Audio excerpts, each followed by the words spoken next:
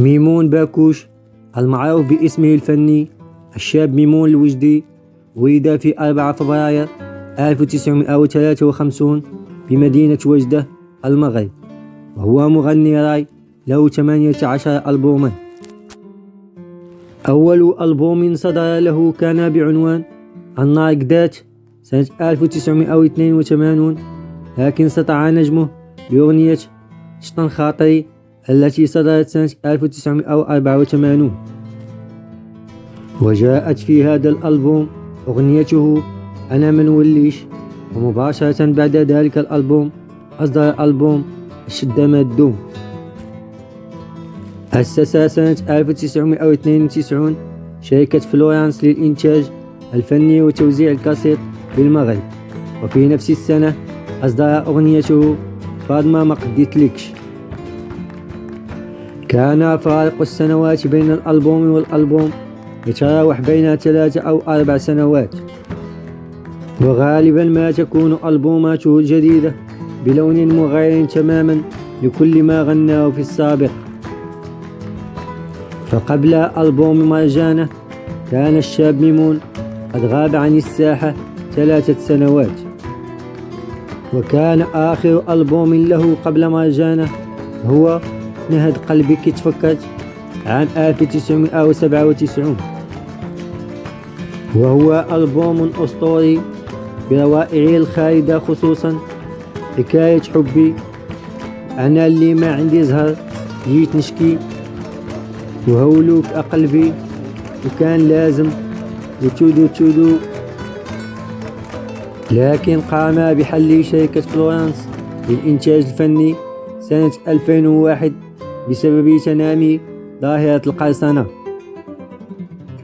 ومن أشهر أغاني الشاب ميمون مرجانة، وداتني الغربة جلاتني، ومهما كان أنا جربت، وكلها من سنة 2000. وفي سنة 2008 أخرج سولوه، والذي لقى نجاحا مهما.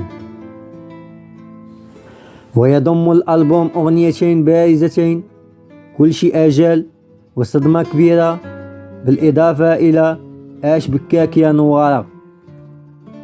في 27 مارس 2010 أصدر ألبوم رقة البسمة، الذي يحتوي على 7 أغاني من بينها معاك انتي. وبعد غياب طويل جدا عن الجمهور ظهر الشاب ميمون من جديد في مهرجان الراي بوجدة في صيف 2013. آخر إصدارات الشاب ميمون كانت أغنية منفردة بعنوان غي معاك في غشت 2015.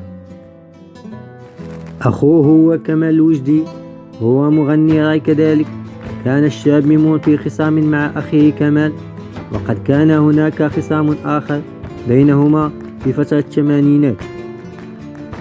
وللإشارة فإن ميمون أصدر برفقة أخيه الشاب كمال ألبوما يضم 4 أغنيات، غنى فيها ميمون أغنيتين راهي جاية محنتي وقولوا لها تجي، أما كمال فغنى فيها دير مزية يا الوجدي وطير العصام. والشاب ميمون متزوج من سيدة ريفية اسمها فاطمة، وله بنتان آمال وهناء.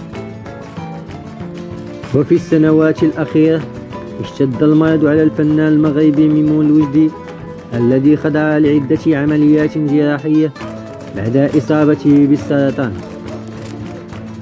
وانتشرت عدة شائعات حول وفاته منذ سنة 2016، وبعد 2 سنين شاءت الأقدار أن يغادر ميمون الوجدي إلى دار الفناء يوم السبت 3 نوفمبر 2018.